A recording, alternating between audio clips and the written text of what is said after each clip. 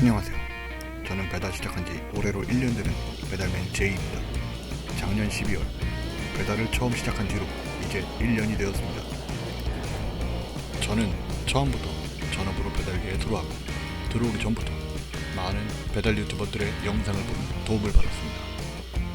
특히 배달 유튜버 정조, 군하루, 배달민족 이 세 분에게는 제가 진입하는 데 있어서 교본이 될 법한 정보들을 많이 받았는데 이 첫 회를 빌어서 감사의 인사를 전합니다. 아무튼 이제 배달 이야기를 시작해봅시다. 그 첫 이야기는 복장과 장비에 대해서 이야기해봅니다. 저의 헬멧 영상을 가져와서 영상으로 잡았는데요. 보시면 아시겠지만 정면이 아니라 약간 좌하방을 보고 있습니다.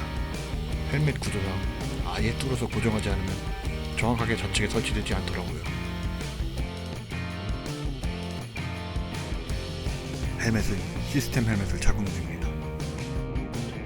여름에는 좀 답답하긴 했지만 겨울에는 오픈형 헬멧에 비해서 많이 더 추웠습니다. 2년 전 가을에 코로나 감염과 동시에 강제 금연을 했기 때문에 흡연 때문에 헬멧이 불편한 경우는 없었습니다. 기존의 오픈페이스 헬멧보다 무거워서 무거움을 견디는 데 한 달 정도 고생한 기간도 있었고 처음 한두 달 정도는 귀가 아프기도 했습니다. 또한 상시 검은 바라클라바를 착용 중이기 때문에 밖으로 노출되는 피부는 없습니다. 저의 눈 부위도 해가 있는 시간에는 선바이저로 빛을 가리기 때문에 보이지 않습니다. 손은 거의 항상 장갑을 착용합니다. 왼손은 땀이 나서 좀 미끄럽더라고요. 오토바이 영상은 보시면 아시겠지만 VF100 모델을 사용 중입니다. 배달을 처음 시작한 건 작년 12월에 21년씩 13,000km 주행했던 중고를 업어와서 현재는 38,000km가 넘었습니다. 윈드실드는 바람 영향이 너무 강해서 제거했고 컵홀더는 사용할 일이 없어서 제거했습니다. 사이드미러는 인터넷에서 큰 것으로 샀는데 매우 만족합니다.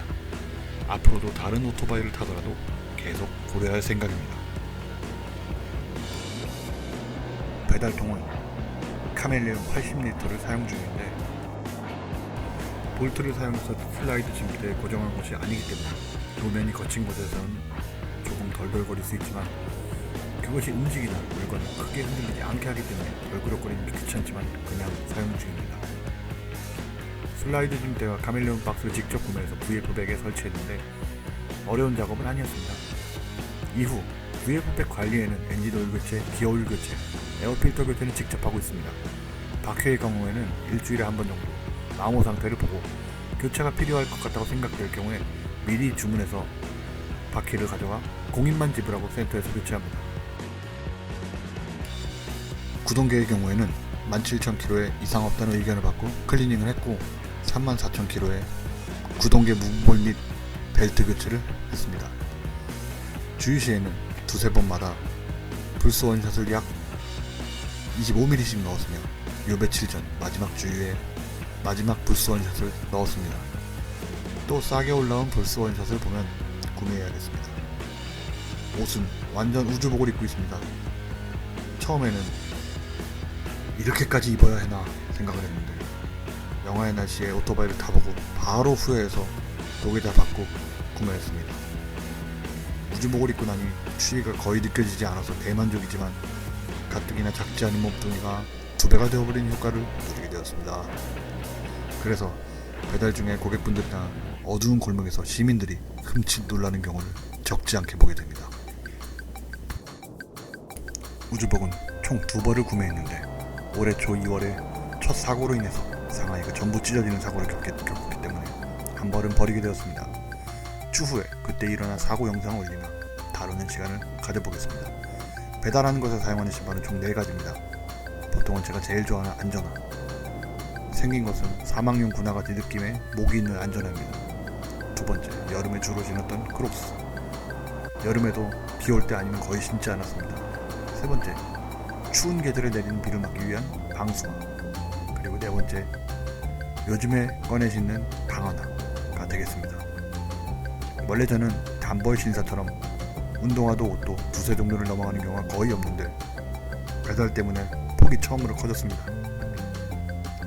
용도별로 사용하기 때문에 불편함은 없지만 우선 신발이 많아서 정리가 귀찮아졌습니다. 핸드폰 방수 케이스는 EK몰에서 구매한 방수 케이스를 사용 중인데 이미 방수 기능은 제로가 되었습니다. 원래 소모성이다 보니 어쩔 수 없긴 한데 현재는 열선 기능이 있기 때문에 방한용으로 사용 중입니다. 춥지 않은 계절에는 몬스터의 핸드폰 케이스를 사용 중인데 무선으로 고속 충전이 가능해서 좋습니다. 그렇다고 뭐 엄청 빠른 건 아닙니다. 너무 더우면 안 되고 추워도 충전이 안 됩니다. 이건 모든 기능이 다 공통이겠지만요.